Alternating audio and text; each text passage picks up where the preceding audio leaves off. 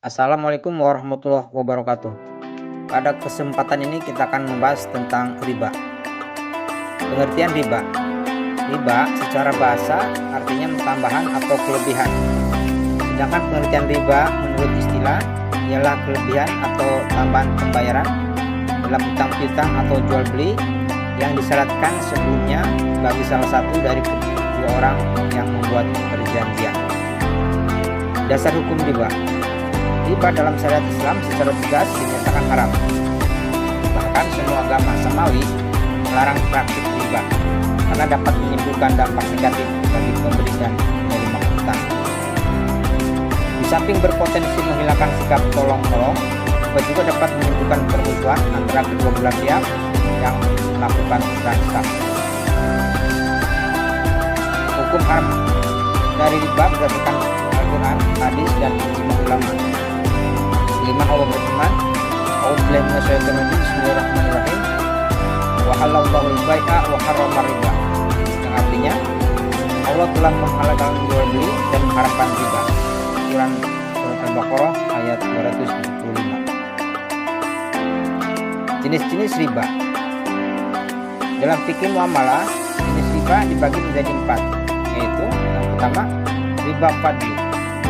Riba fadli yaitu tukar menukar dua buah barang yang sama jenisnya namun tidak sama ukurannya yang disyaratkan oleh orang yang menukarnya.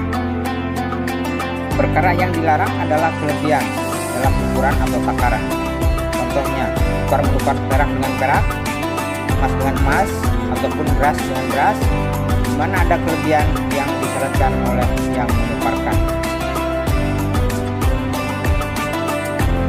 Beberapa syarat agar tukar menukar ini tidak termasuk riba, maka harus ada 3 macam syarat, yaitu yang pertama tukar menukar barang tersebut harus sama, yang kedua timbangan atau tukarannya harus sama, dan yang ketiga serah terima pada saat itu juga.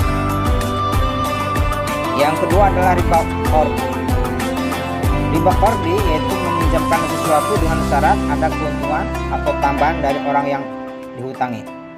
Misalnya Umar berhutang kepada Budi sebesar 50.000 dan Budi mengharuskan Umar untuk membayar sebesar 55.000. Yang berikutnya riba yad. Riba yad yaitu riba yang terjadi pada jual beli atau pertukaran yang disertai penundaan serah terima kedua barang yang ditukarkan atau penundaan terhadap penerimaan salah satu barang. Riba yad muncul akibat adanya jual beli atau pertukaran barang ribawi seperti emas, perak, dan bahan pangan maupun yang bukan ribawi, di mana terdapat perbedaan nilai transaksi bila penyerahan salah satu atau kedua-duanya diserahkan di kemudian hari. Dengan kata lain, pada riba yad terdapat 2 persyaratan dalam transaksi, yaitu satu jenis barang dapat diperdagangkan dengan 2 skema, yaitu kontan atau kredit. Berikutnya adalah riba nasi'ah. Riba nasi'ah yaitu tukar menukar 2 barang yang sejenis maupun tidak sejenis atau jual beli yang pembayarannya disyaratkan lebih oleh penjual dengan dilambatkan. Riba ini terjadi akibat jual beli tempo. Terkait dengan hukum bunga bank, maka dianggap sebagai masalah ijtihadiyah karena tidak ada nas baik Al-Quran maupun hadis yang menjelaskannya. Hukum bunga bank dibagi menjadi 3, yaitu yang pertama haram karena telah menetapkan kelebihan atas pinjaman. Yang kedua halal karena bunga bank cukup rasional dengan sebagai biaya pengelolaan bank.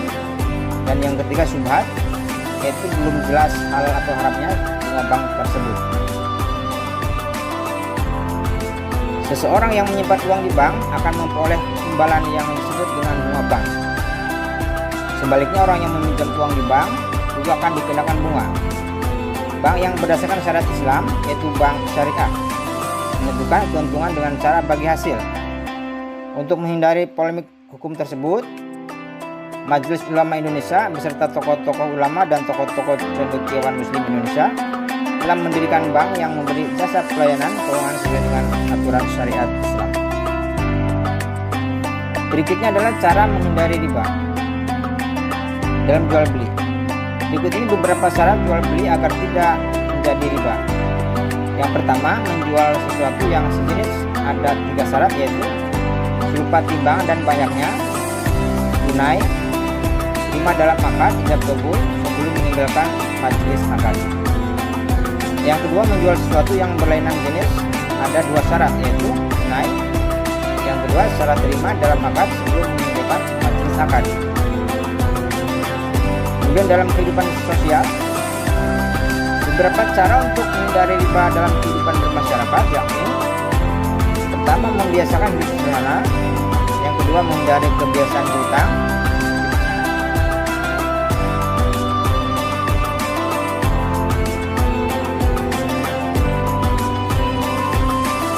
Jika terpaksa hutang, jangan berhutang kepada rentenir. Bekerjalah dengan sungguh-sungguh untuk mencukupi kebutuhan hidup, walaupun dengan berusaha payah. Kemudian bila ingin berbisnis dan membutuhkan modal, maka bisa bekerjasama dengan bank yang dikelola berdasarkan syariat Islam, yakni bank yang menentukan keuntungan dengan cara bagi hasil. Hikmah diharamkannya riba. Yang pertama adalah menjauhi dari sikap serakah atau tamak terhadap harta yang bukan miliknya. Kemudian menghindari dari perbuatan aniaya dengan memeras kaum yang lemah, karena riba merupakan salah satu bentuk penjajahan atau perbudakan di mana satu pihak mengeksploitasi pihak yang lain. Kemudian mengarahkan kaum muslimin mengembangkan hartanya dalam mata pencarian yang bebas dari unsur penipuan, dan menjauhkan orang muslim dari sesuatu yang menyebabkan kebinasannya, karena orang yang memakan riba adalah zalim dan kelak akan binasa. Demikianlah pembahasan ini, kurang lebihnya mohon maaf. Wassalamualaikum warahmatullahi wabarakatuh.